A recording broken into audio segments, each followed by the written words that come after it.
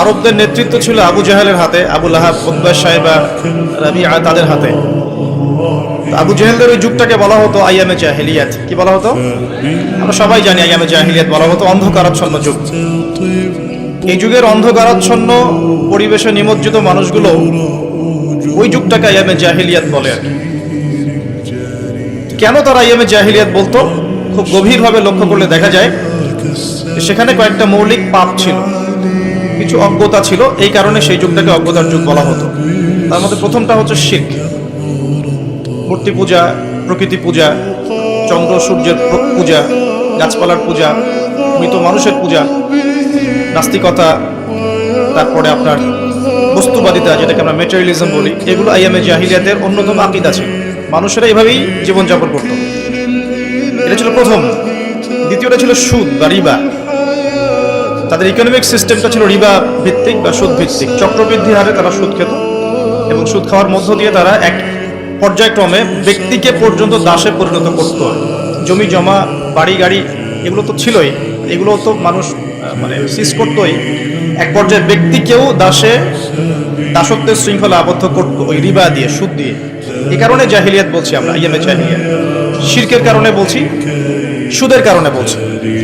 একটা ছিল মাদক, তাদের ঘরে ঘরে মাদক ছিল, ম্যাক্সিমাম মানুষ মাদক দ্রব্যের সাথে সংশ্লিষ্ট ছিল, এটা একটা কারণ ছিল। একটা হচ্ছে নারীর অবমাননা, নারী জাতিকে তারা খুব একটা মূল্যায়ন করতো না। আমরা জানি যে কন্যা সন্তানকে পর্যন্ত জীবন্ত কবর দেয়া হতো, এগুলো শুনেছেন। আরেকটা ছিল মৌলিক, সেটা হলো গোত্রীয় হানাহানি, গোত্রীয় রক্তক্ষয়ী দীর্ঘস্থায়ী সংঘাতে তারা লিপ্ত থাকতো। বিভিন্ন গোত্রে গোত্রে, দলে উপদলে মারামারি, কাটাকাটি, এই ছিল আইয়ামে জাহেলিয়াত। এর পাশাপাশি আরো কিছু ছিল, অশ্লীলতা, ব্যভিচার, জুয়া, ঠিক আছে, অন্যায়ভাবে মানুষকে প্রহার করা, সম্পদ আত্মসাৎ করা ইত্যাদি।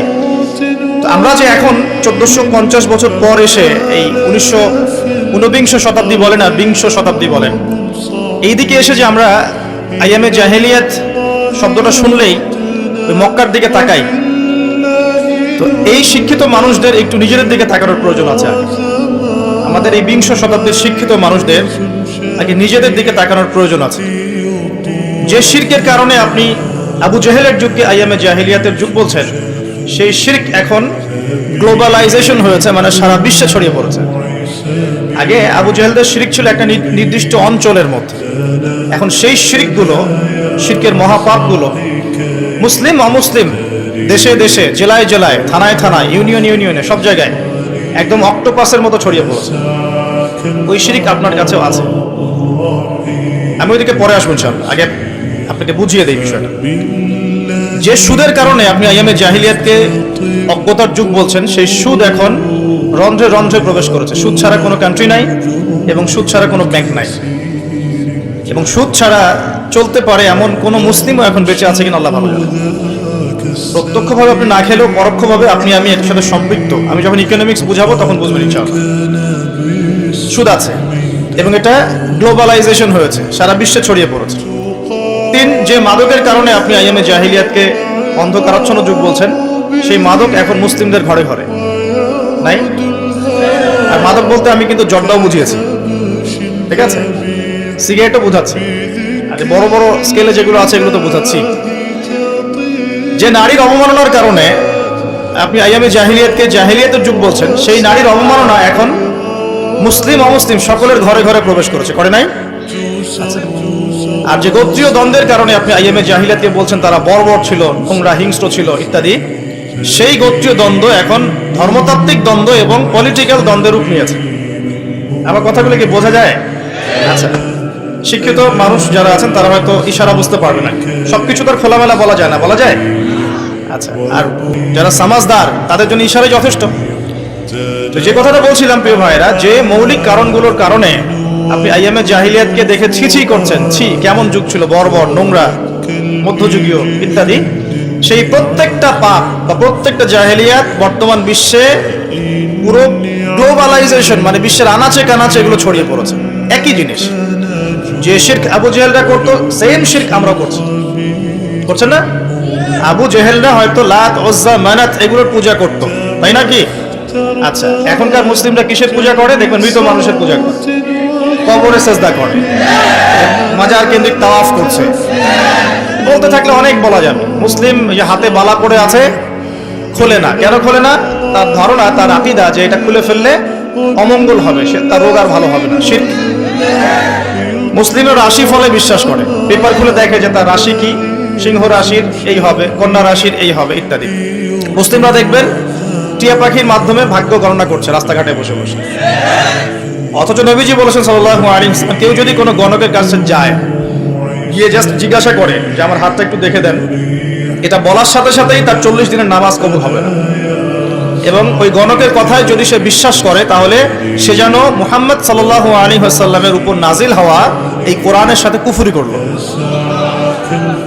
সবচেয়ে ইন্টারেস্টিং ব্যাপার হচ্ছে যে আপনার ভাগ্য গণনা করছে, তার স্থান হয়েছে রাস্তার পাশে। সে যদি আপনারই ভাগ্য গণনা করতে পারতো, তাহলে তার তো সংসদে থাকার কথা ছিল। এতটুকু কমন সেন্সও আমাদের নাই এখন। দেখবেন গ্রামে গঞ্জে এখন জাদুবিদ্যার চর্চা বাড়ছে, জাদুবিদ্যা, স্ট্রিট ম্যাজিক দেখানো হচ্ছে, কুফরি তন্ত্র করা, জিনকে তাবে করা হচ্ছে। জিনকে তাবে করা যায়, এটা একটা বিষয় জেনে রাখেন। জিন জাতিকে তো বিশ্বাস করে নাকি?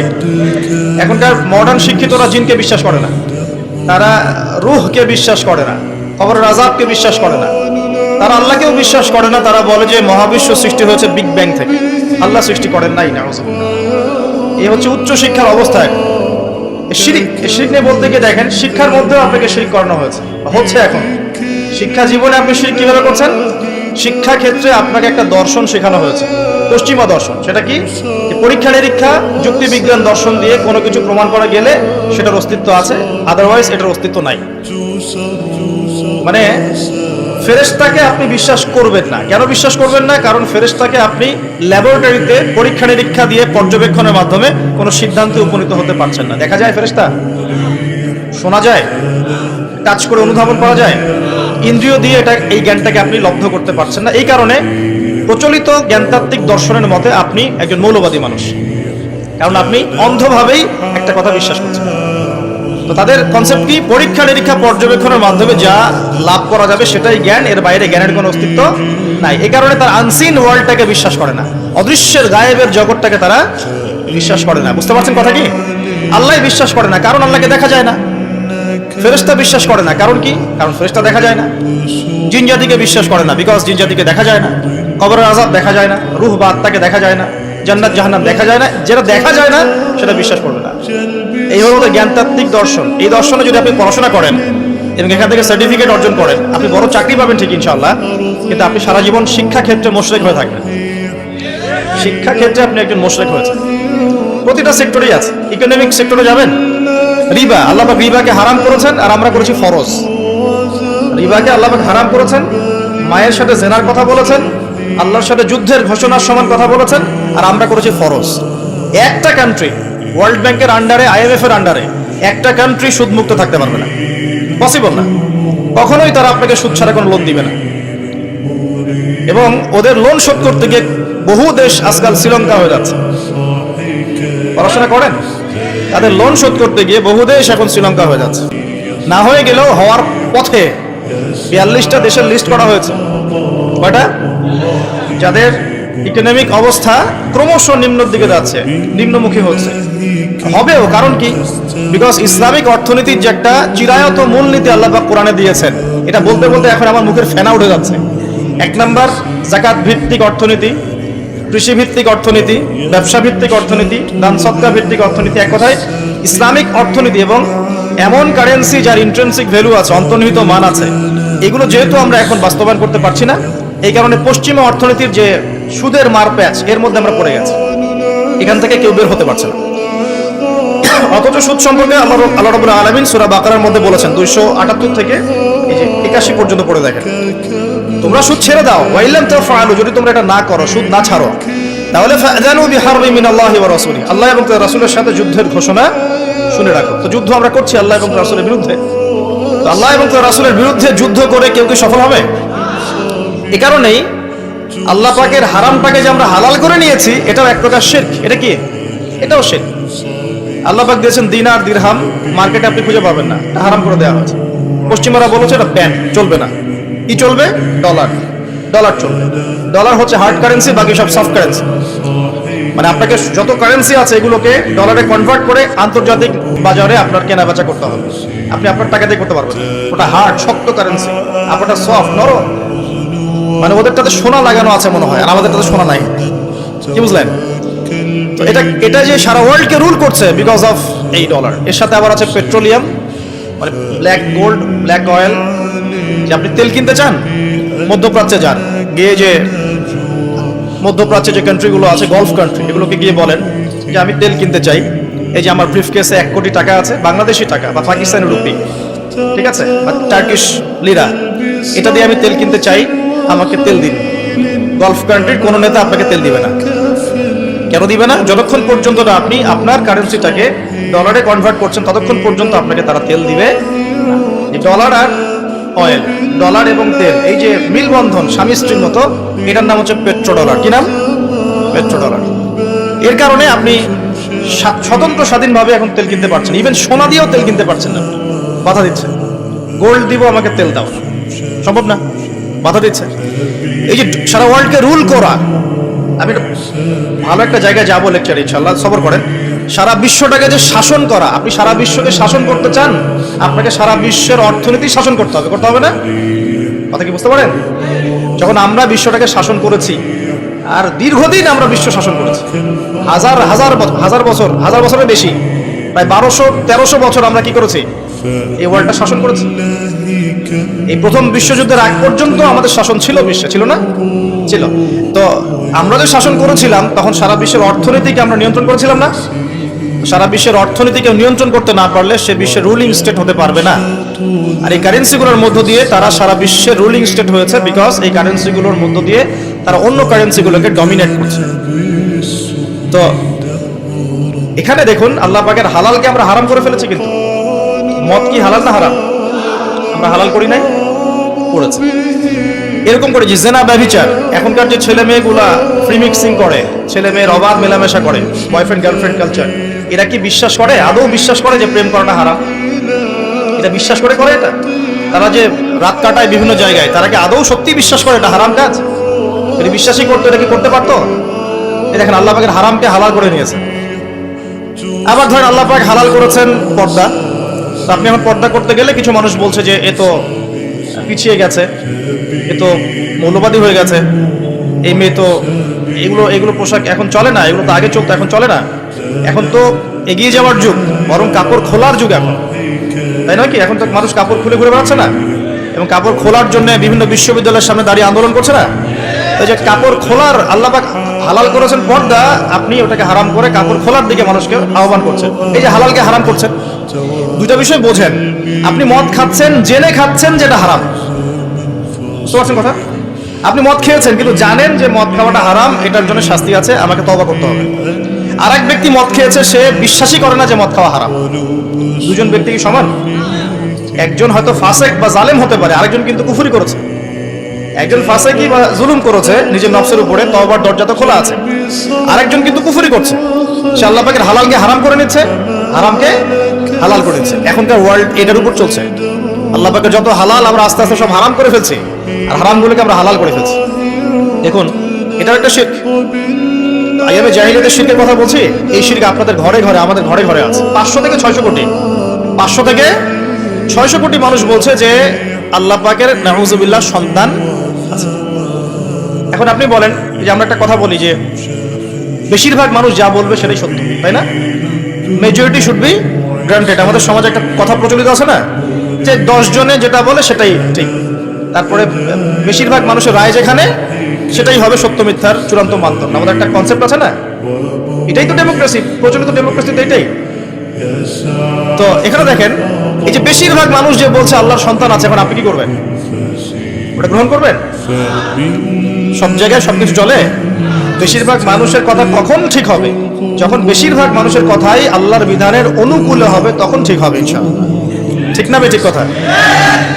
আর যদি দেখা যায় বেশিরভাগ মানুষ আল্লাহর বিধানের বাইরে কথা বলছে, তখন বেশিরভাগ মানুষের কথা বাতিল। অল্প কিছু মানুষ যারা আল্লাহর বিধানের অনুকূলে কথা বলছে, এদের কথাই গ্রহণযোগ্য হবে ইনশাআল্লাহ। মহাবিশ্ব আল্লাহ পাকের নিদর্শন নয়, প্রকৃতি আল্লাহ নিদর্শন নয়, যে মানুষের বর্ণের পার্থক্য, রঙের পার্থক্য, ভাষার পার্থক্য, চেহারার পার্থক্য আল্লাহ নিদর্শন নয়? সবকিছু আল্লাহ পাকের নিদর্শন। এই নিদর্শনগুলোকে দেখে আল্লাহ বলেছেন আল্লাহকে চিনতে। এগুলো দেখে মানুষ আল্লাহকে চিনবে, এই কারণে আল্লাহ পাক এগুলো সৃষ্টি করেছেন। এখন যদি আমি ওগুলোরই উপাসনা করা শুরু করি তাহলে শিরক হবে না? হবে কি না? আচ্ছা, আমাদের মধ্যে মনে করেন কিছু সৎলোক আছে বা ছিল, এই সৎলোকরা ইন্তেকাল করেছে, তাদেরকে আমরা দাফন করেছি। এখন কেউ যদি আল্লাহর ইবাদত করা বাদ দিয়ে, আল্লাহকে সেজদা করা বাদ দিয়ে ওই সৎ মানুষদের কবরে গিয়ে সেজদা করে, শিরক হবে না তাওহীদ থাকবে? কনসেপ্ট কি বুঝতে পারেন? শিরক হবে কি হবে না? সেজদা কার প্রাপ্য? আচ্ছা, মনে করেন আপনার সন্তান হয় না, এখন আপনি অমুক এক পীরের মাজারে চলে গেলেন, সেখানে একজন ভালো মানুষই সাহিত্য আছেন, তিনি একজন বড় বুজুর্গই ছিলেন, কারণ আপনি সেখানে সেজদা করে তার কাছে দোয়া করছেন সন্তানের জন্য, শিরক হবে না তাওহীদ থাকবে? আচ্ছা, কথাগুলো বোঝেন। আপনাকে আল্লাহ পাক বলেছেন আল্লাহর নামে কসম করতে, কিন্তু আপনি কসম করছেন মায়ের নামে, বাবার নামে, আগুনের নামে, ঠিক আছে, অগ্নির শপথ, বজ্র শপথ, পাথরের নামে, প্রকৃতির নামে শপথ করছেন, শিরক হবে না তাওহীদ থাকবে? শিরক হবে। কেউ যদি বলে যে আমার নাম হচ্ছে শাহিন শাহ, কি নাম? শাহিন শাহ শব্দের অর্থ রাজাধিরাজ, মানে সমস্ত রাজার বড় রাজা, শিরক হবে কি হবে না? জিনের উপাসনা করছে, ওই দিক থেকে কথা দিকে আসলো, জিনের উপাসনা করছে, জিনকে তাবে করছে, জিনকে বশ করছে এবং জিনের কাছে সে সাহায্য চাচ্ছে এবং এর মধ্য দিয়ে সে কুফরি করছে, তাবিজ করছে, হ্যাঁ, জাদু দেখাচ্ছে মানুষকে, এগুলো শিরক হবে না তাওহীদ থাকবে? স্বামী স্ত্রীর মধ্যে মিল নাই, এখন অমুক কবিরাজের কাছে গিয়েছে, গিয়ে মিল বন্ধন করার জন্য সেখানে তাবিজ কবজ করা হচ্ছে। এক ছেলে এক মেয়েকে অন্যায়ভাবে ভালোবাসে, এগুলো ভালোবাসা না, জেনা। এখন ওই মেয়েটাকে সে পেতে চায়, কবিরাজের কাছে গিয়েছে, ওই মেয়েটাকে আমি চাই, আমার সাথে কিভাবে তার ভালো সম্পর্ক হবে, একটা তাবিজ দিয়ে দেন, শিরক হবে না তাওহীদ থাকবে? বলা হচ্ছে কেমন আছেন, বলছে ভালো আছে কিন্তু যুগটা ভালো না, এই যুগটা খুব খারাপ। যুগটা কি খুব খারাপ? যুগটাকে গালি দিল, বাতাসকে গালি দিল। যদি কেউ যুগ বা সময়কে গালি দেয়, এটাতেও শিরক হবে। কি হবে? যদি আপনাকে বলি যে ভাই এটা কি পারবেন, সে বললো হ্যাঁ পারবো, আগামীকাল করব, কি বললো? আগামীকাল করব, ইনশাআল্লাহ বললো না, তাওহীদ থাকবে? বলতে হবে ইনশাআল্লাহ আগামীকাল। অনেক বিষয় আছে, এগুলো বলতে গেলে সারা রাত চলে যাবে। এক কথায় আমি শর্ট করে বুঝে আপনাকে যে আকীদা, বিশ্বাসের মধ্যে মানুষ শিরক করছে। যে কেউ বিশ্বাস করছে আল্লাহ বলতে কেউ নাই, বিগ ব্যাং দিয়ে মহাবিশ্ব সৃষ্টি হয়েছে। কেউ বলছে আল্লাহ আছেন, আরো ইলাহ আছে, আল্লাহ আছেন, আরো ইলাহ আছে, শিরক হয়ে যাবে। কেউ বলছে যে আল্লাহ পর্যন্ত পৌঁছাতে আমার মাধ্যম লাগবে, মাধ্যম হচ্ছে মৃত মানুষেরা, যারা বড় বড় সৎ মানুষ ছিলেন, পীর বুজুর্গ ছিলেন, যারা মারা গেছেন, তাদের ইবাদতের মধ্য দিয়ে, তাদের কাছে সেজদা করার মধ্য দিয়ে আমি আল্লাহ পর্যন্ত পৌঁছে যাব, শিরক হবে না?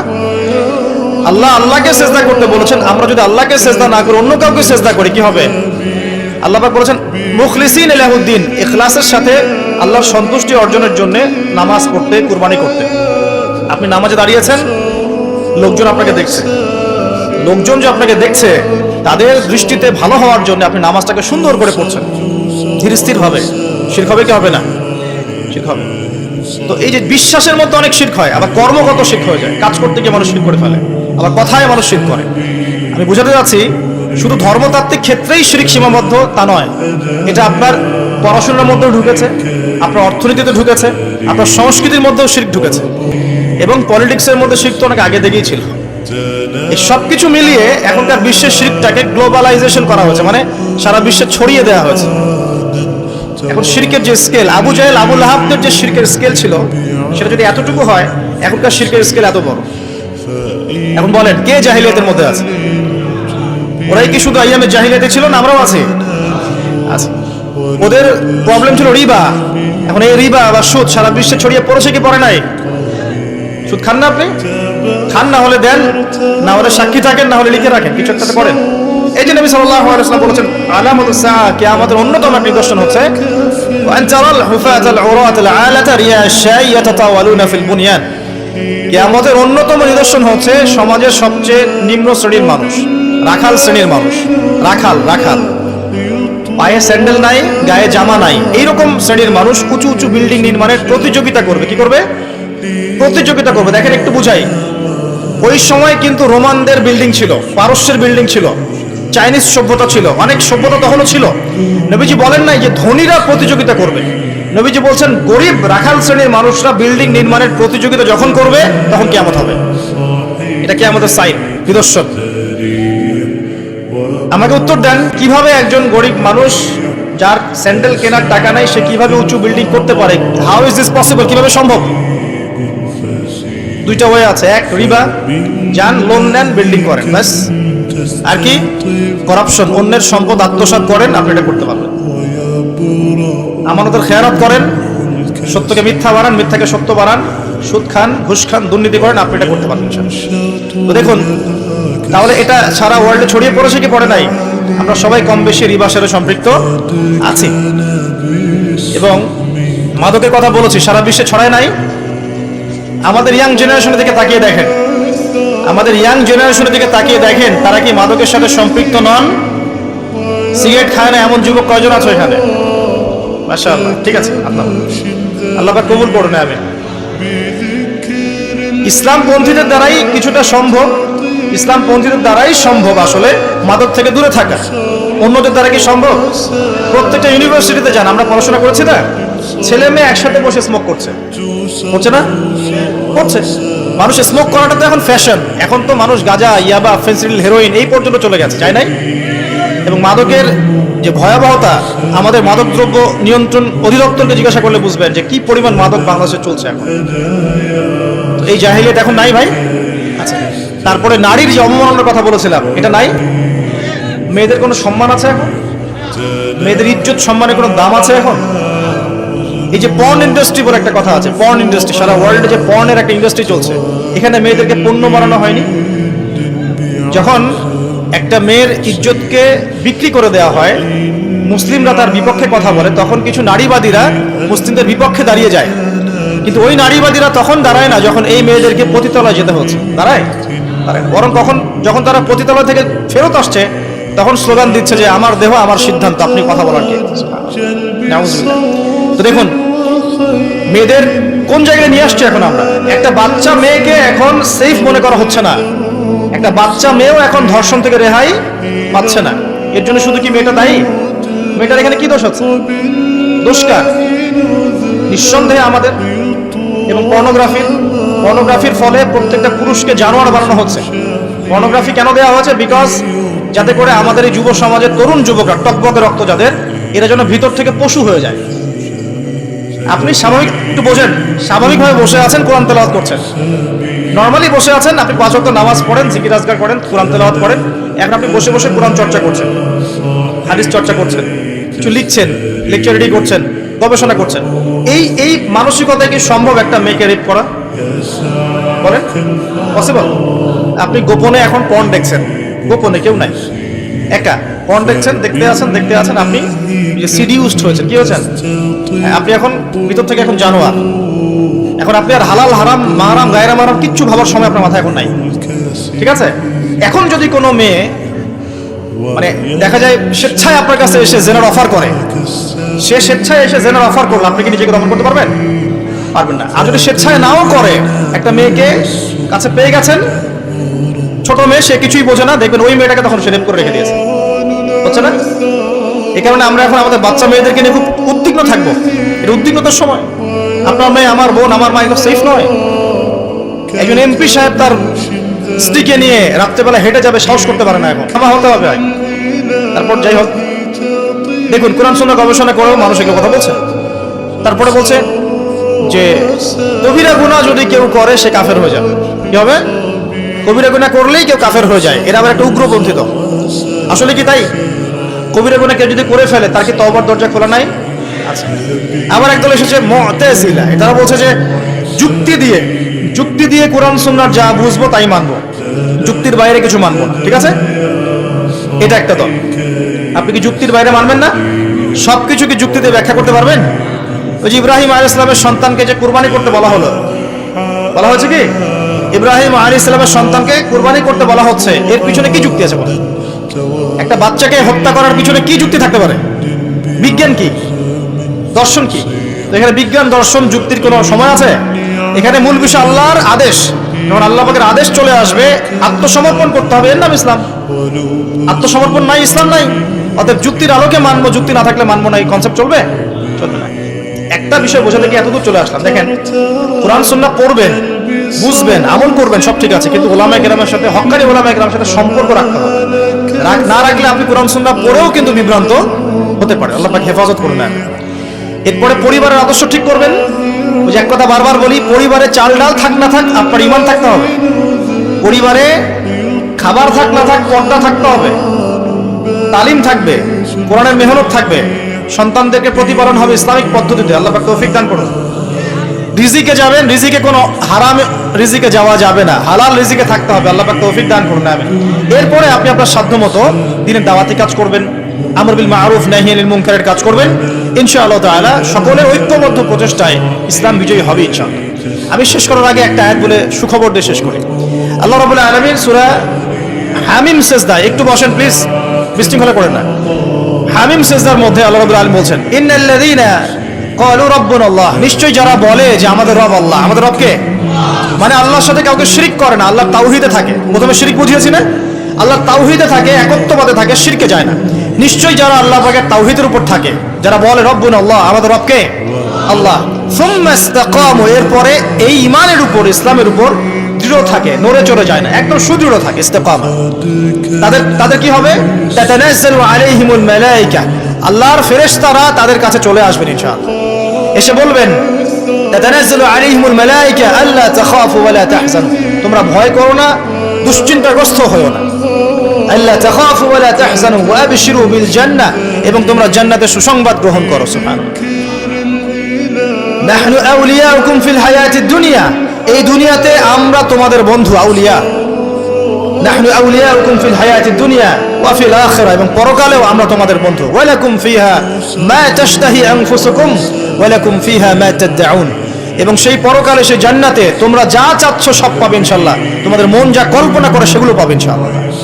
নুজুলাম মিন গফুরির রহিম, এবং এটা আল্লাহ রাব্বুল আলামিন গফুর রহিমের পক্ষ থেকে একটা মেহমানদারি পুরস্কার, মহা পুরস্কার। কারা বলবে ভাই? যারা বলবে আমাদের রবকে, আল্লাহর তাওহীদে থাকবে, সমস্ত জাহিলিয়াত থেকে সম্পর্ক ছিন্ন করবে, ছিন্ন করে ইস্তেকামা, সুদৃঢ় থাকবে, ঈমানের উপর সুদৃঢ় থাকবে, 5 ওয়াক্ত নামাজ ছাড়বে না, রোজা ছাড়বে না, যাকাত ছাড়বে না, হজ করবে সামর্থ্য হলে হজ উমরা করবে, কালিমার উপর থাকবে, সুন্নতে থাকবে, তাওহীদে থাকবে।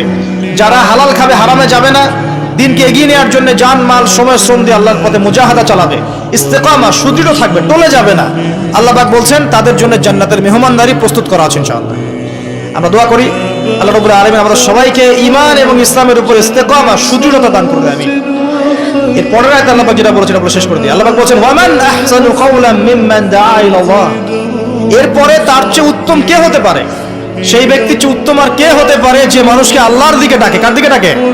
আল্লাহর দিকে। ইস্তেকামা অর্জন হয়েছে, এখন আপনি দাওয়াতের কাজ করবেন, মানুষকে আল্লাহর দিকে ডাকবেন, এবং আমিলা সালিহান, নিজেও সৎ আমল করে, ওয়াকালা ইন্নানি মিনাল মুসলিমিন, এবং বলে যে আমি মুসলিমদের একজন, আত্মসমর্পণকারীদের একজন। আল্লাহ পাক আমাদের সবাইকে দিনের দাওয়াতি কাজ করার তৌফিক দান করুন।